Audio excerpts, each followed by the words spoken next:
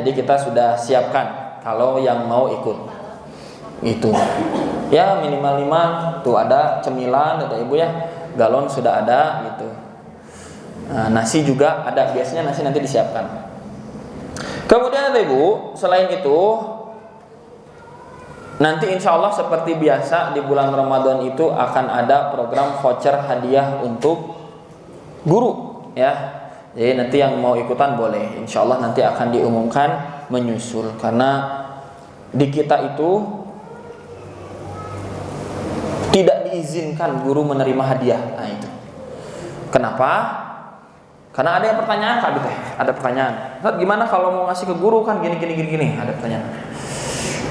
Gini Bu, ada namanya gulul. Apa itu gulul? Gulul itu hadiah khianat.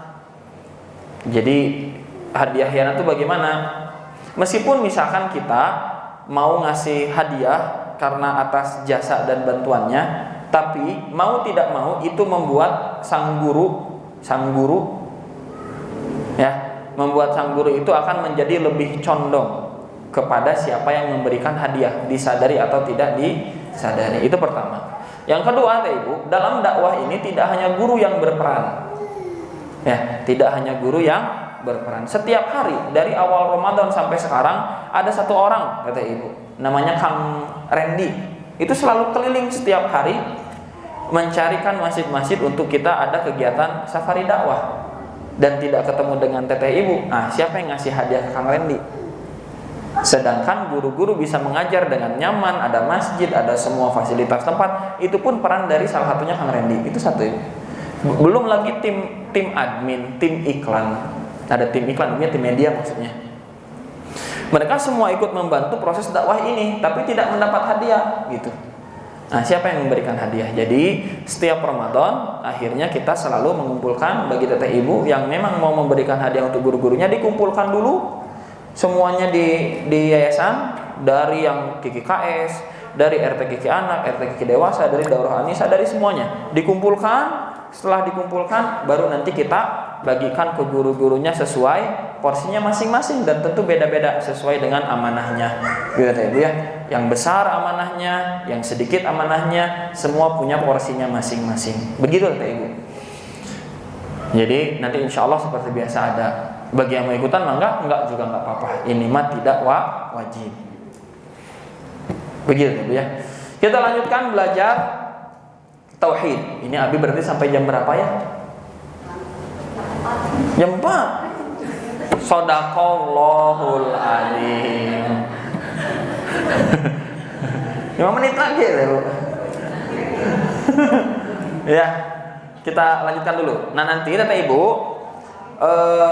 karena kita mulainya itu 3:30, Abi minta Teteh dan Ibu juga Akang untuk sholat asar di sini.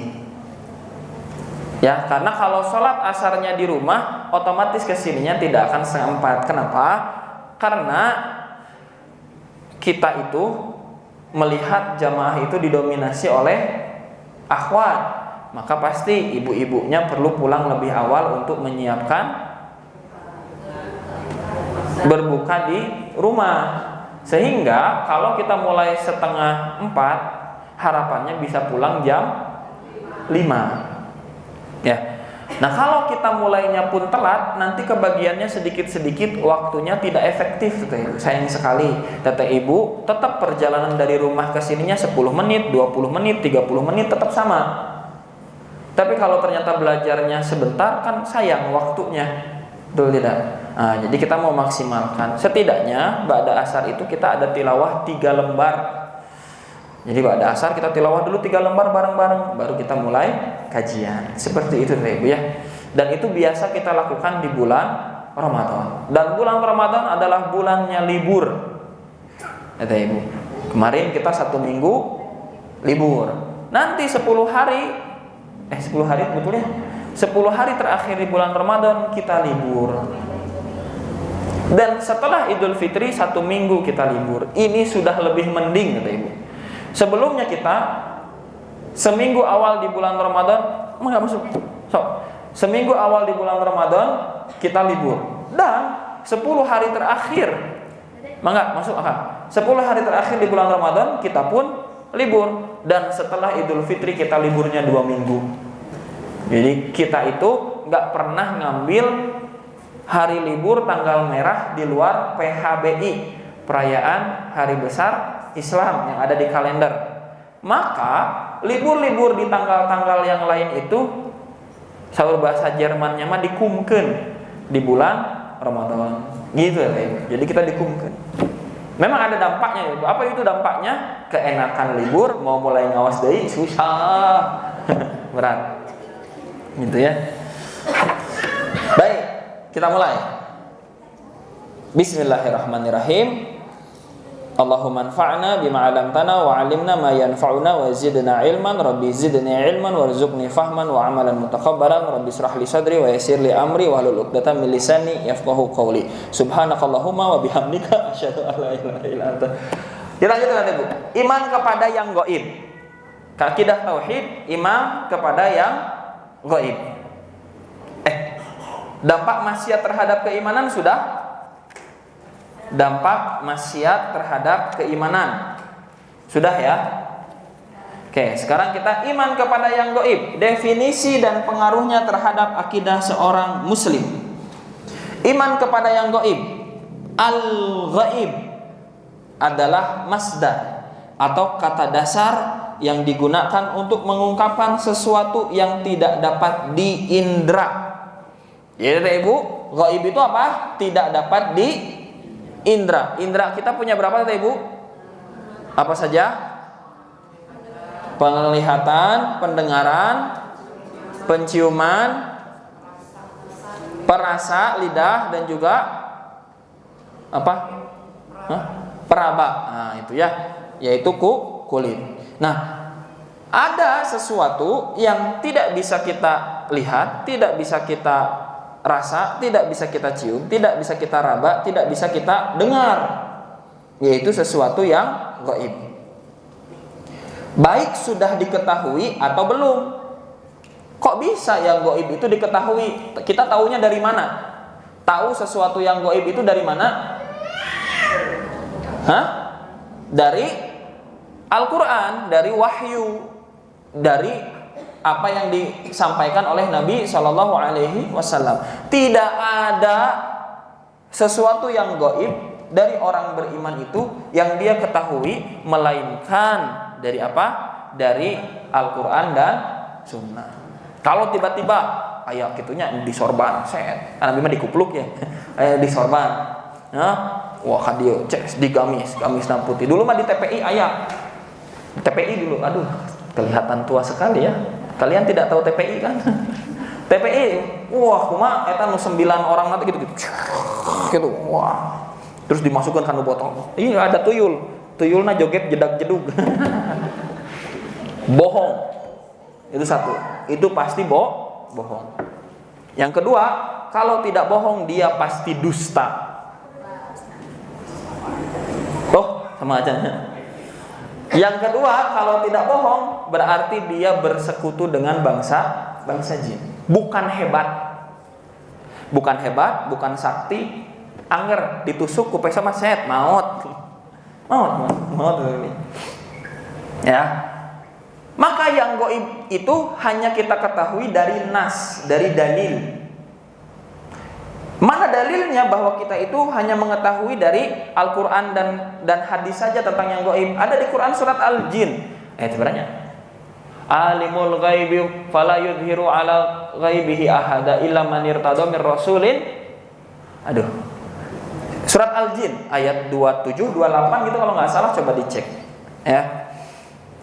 Jadi kita hanya akan mengetahui perkara gaib itu apa saja yang sudah Allah sampaikan, Nabi sampaikan, udah itu aja.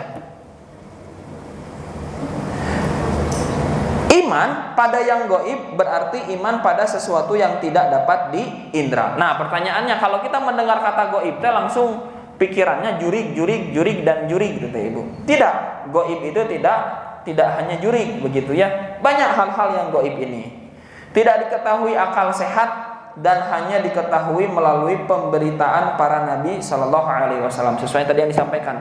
Jadi akan kata Ibu, mau melogikakan sesuatu yang gaib itu susah.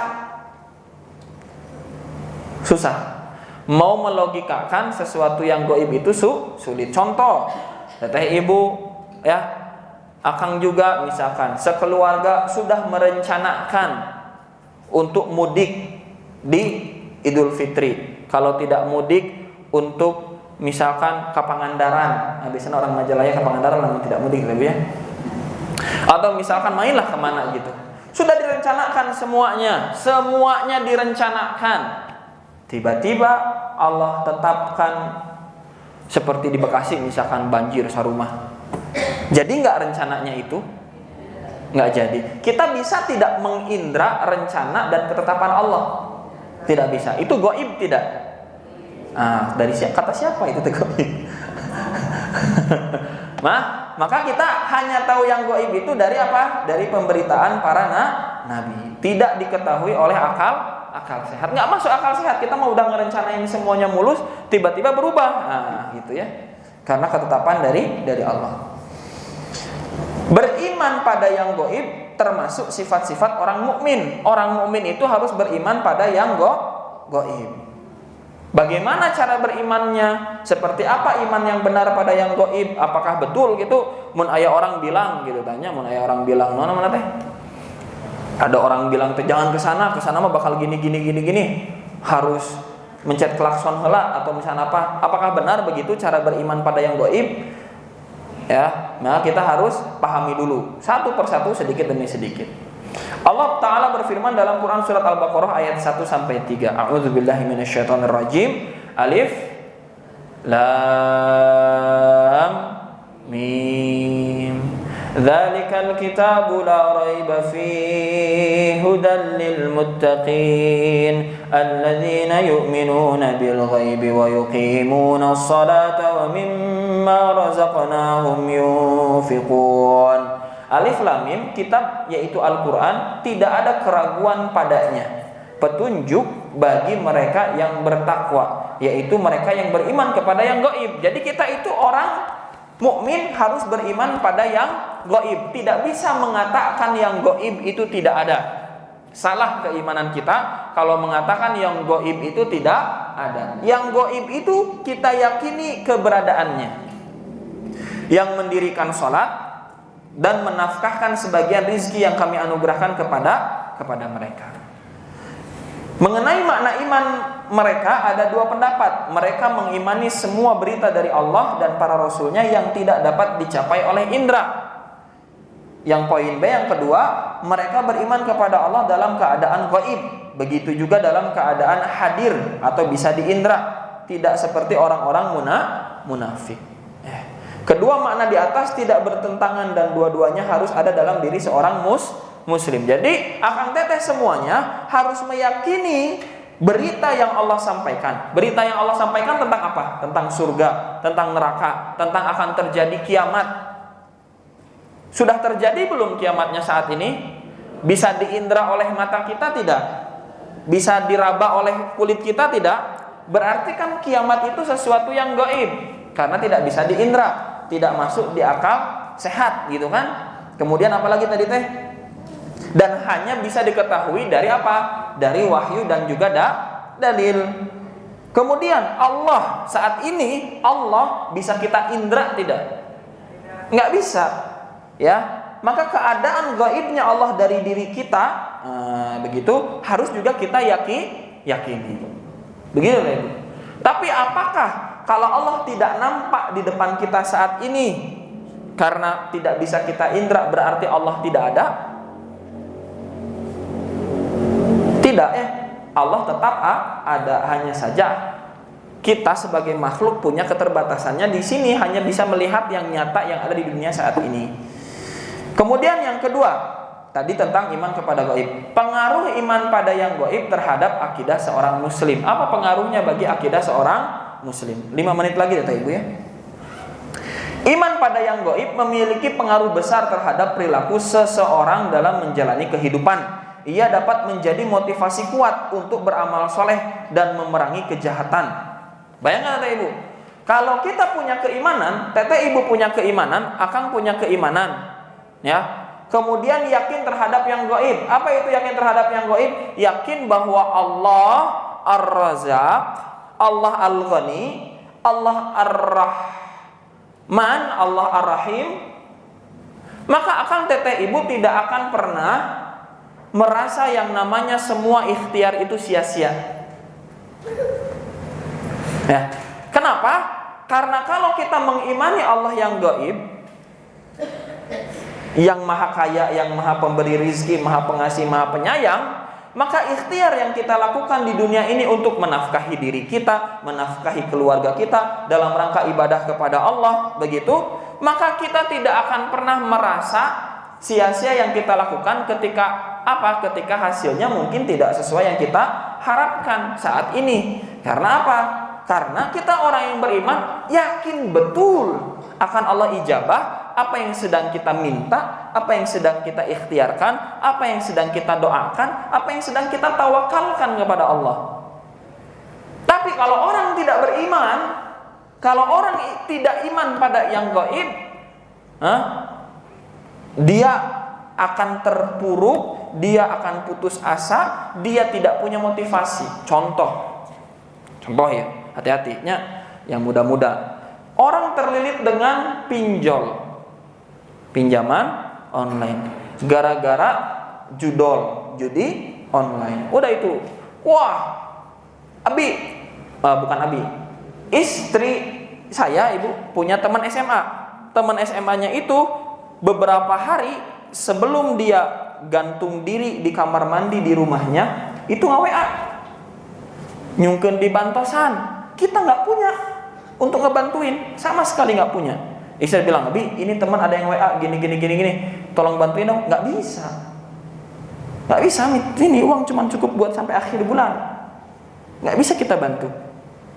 Ya, kemudian dipilihlah dia matinya itu di hari Jumat, terus husnul khotimah, gitu, bunuh diri di hari Jumat, kan udah. Tapi kira-kira apa yang terjadi dalam hati orang yang bunuh diri itu? Maka dia akan putus asa, dia tidak punya motivasi bahwa apa? Bahwa masalahnya akan selesai, bahwa masalahnya akan menemukan jalan keluar, bahwa dia punya zat yang gaib yang bisa dia bergantung kepadanya, meminta, berdoa, memiliki sifat asmaul husna yang baik, yang pasti akan menyelesaikan semua permasalahan dirinya. Itulah dampak kalau kita tidak iman pada yang gaib. Tapi kalau kita iman pada yang gaib, kita yakin kepada Allah, ya, kita beriman kepada Allah, maka kita akan memiliki motivasi yang kuat, yang melebihi motivasi orang-orang yang lain yang tidak beriman. Kita orang, akan kata ibu, kita orang beriman itu bukan makhluk dunia, kita ini makhluk surga. Akan kata ibu, ini adalah penghuni surga, bukan makhluk dunia kita itu. Maka keinginan, pencapaian, harapan kita itu harus sudah sampai surga. Sehingga apa? Kalau keyakinan kita sudah menembus langit sampai ke surga, apalagi keyakinan-keyakinan yang mau kita raih di dunia, pasti mudah. Inilah fungsi kita beriman kepada yang gaib. Tapi kalau kita nggak punya itu dalam hati kita, maka kita hanya akan mengukur kemampuan Allah setipis isi dompet. Aduh, yang motor, tapi di dompet kan ayat 2.000, mau motoran jadi nanti. Udah, akhirnya hanya itu saja. Karena meyakini Allahnya selemah itu, padahal bukan Allah yang lemah, keyakinannya yang lemah. Bahkan kalau kita punya keimanan pada yang gaib, kita sanggup memerangi kejahatan. Di antara pengaruh itu adalah poin A, pengaruhnya ikhlas, ya. Ikhlas dalam beramal demi mendapat pahala dan takut azab di akhirat. Anda ikhlas itu tempatnya di mana? Di hati. Kita kebanyakan keliru bahwa mengatakan kalau ikhlas itu tidak boleh mendapat balasan apapun dari selain Allah. Bukan. Ikhlas itu bukan tidak boleh mendapat balasan apapun. Ikhlas itu tidak boleh mengharap balasan selain balasan pahala dari Allah. Tapi kalau secara hablum minan nas, sekarang kalau ikhlas diartikan begitu, ibu cari nafkah, bekerja harus ikhlas kan? Nah, sok ayeuna bekerja tapi tidak dibayar sama sekali bisa. Nah, berarti kan pemahaman ikhlasnya harus diperbaiki. Ikhlas itu urusannya di hati. Apa berarti kalau semakin tidak menerima uang, semakin tidak menerima jabatan, semakin tidak menerima kedudukan, semakin tidak menerima penghormatan, artinya semakin ikhlas? Enggak, bisa jatuh pada ujub. Tingali itu abdi melakukan hal yang besar ge. Enggak berharap apapun selain berharap pahala dari Allah, yang lain mah. Itu kan ujub, jadinya bukan ikhlas. Dan itu terjadi di dalam hati. Maka kalau kita beriman pada yang gaib, kita beriman kepada Allah, maka kita hanya akan mengharapkan pahala dari Allah. Ketika ada kita membantu orang lain, kita berbuat baik pada orang lain, kita beramal soleh, maka yang terjadi apa? Yang terjadi kita hanya mengharapkan balasan dari Allah. Sehingga setelah orang itu pergi, setelah orang itu kita bantu dan membuat respon buruk pada kita nggak ada masalah. Kita akan tetap jadi orang baik, kita tetap akan jadi orang yang menolong orang lain, kita akan tetap jadi hamba yang terus beribadah kepada Allah. Karena kita baiknya itu bukan tergantung respon orang ke kita. Itu kalau kita ikhlas. Tapi kalau kita tidak ikhlas atau terlukai keikhlasannya saat kita bantu orang lain, kemudian orang itu berbuat jahat dan berbuat buruk kepada kita sebagai balasan, apa yang terjadi? Akhirnya kita ngagurutu, datang tepas butuh nahungkul, kamu tidak ingat dulu saat kamu susah saya bantu, bla bla bla bla, panjang lebar akhirnya, dan tidak ada keikhlasan dalam hatinya. Tapi kalau kita ada keimanan kepada yang gaib, selesai. Ya udah, sok kamu mau respon aku mau wae sok we terserah. Mau respon buruk ke saya juga silahkan aja, nggak ada masalah. Toh pahala saya sudah tercatat.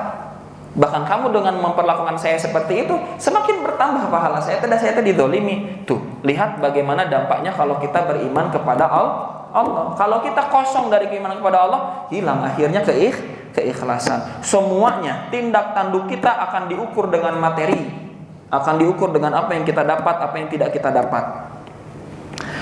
Kemudian akan datang beramal demi mendapat pahala dan takut azab di akhirat. Tidak untuk mendapat balasan duniawi dan ucapan terima kasih dari orang lain. Tidak berharap itu. Tidak berharap yang demikian. Hal ini sebagaimana firman Allah Ta'ala mengenai orang-orang yang memberi makan padahal mereka sendiri menyukai makanan tersebut. Ini ada dalam Quran surat Al-Insan ayat 8 dan 9. Wa yut'imuna at-ta'ama 'ala hubbihi miskinan wa yatiman wa asira. Innama nut'imukum liwajhillahi la nuridu minkum jazaa'an wa la syukura. Nah, ini yang sudah hafal juz 29 tapi tidak pernah tahu artinya. Inilah artinya, kata ibu. Yang sudah hafal dan murojaah enggak tahu artinya, ini maknanya. Dan mereka memberikan makanan yang disukainya kepada orang miskin, anak yatim, dan orang yang ditawan. Sesungguhnya kami memberi makanan kepadamu hanyalah untuk mengharapkan keridhaan Allah. Kami tidak menghendaki balasan dari kamu dan tidak pula ucapan terima kasih. Kita nggak berharap balasan, kita mengasih aja, gitu kan? Tapi pada bab-bab tertentu, contoh kata Ibu Ayana sekarang yang ngajar di sini, ngajar, berdakwah, amal soleh bukan? Amal soleh harus ikhlas tidak? Harus ikhlas. Tapi kalau pemahaman keikhlasannya salah, maka banyak nasib guru-guru ngaji itu seperti di musola-musola sekitar rumah ibu. Guru-guru itu kehidupannya susah, dia harus menjerit ke siapa nggak tahu, kekurangan makan nggak ada yang memperhatikan dan sebagainya. Sedangkan waktunya untuk mengajar itu kan bagian dari profesional, bagian dari muamalah. Keahlian dia untuk menyederhanakan teori dalam penyampaian, itu kan bagian dari muamalah. Aina dokter ini waktunya kita bayar tidak? Keahliannya menyederhanakan teori kedokteran supaya dipahami oleh pasien. Itu apa namanya sisi profesional bukan sama, guru sama Jadi yang sedang kita balas jasanya itu, yang sedang kita upah itu apa? Tadi soal proses di luar dakwahnya. Ilmunya mah ketika nyampe ke akan teta ibu mah gratis. Ilmunya mah gratis. Terakhir poin B. Aduh lebihnya. Sekarang poin B terakhir. Kuat dalam menjalankan kebenaran. Akang teteh, kalau kita iman kepada yang gaib akan kuat dalam menjalankan kebenaran. Kenapa? Karena untuk orang beriman ada janji dari Allah menjadikan seseorang teguh menjalankan perintah Allah. seperti halnya kita teh dijanjikan surga ku Allah, akhirnya kita tahu yang sedang kita lakukan. Akang teteh ibu nanti 10 malam terakhir di bulan Ramadan, ketika berusaha itikaf, sekuat tenaga bisa itikaf, akhirnya menjadi kuat untuk beramal soleh. Kenapa? Karena yakin ada 1000 bulan yang lebih baik dengan dibandingkan satu malam ini. Malam ini lebih baik daripada 1000 bulan. Maka kita akan sekuat tenaga berusaha itikaf. Begitu kan? Hujan.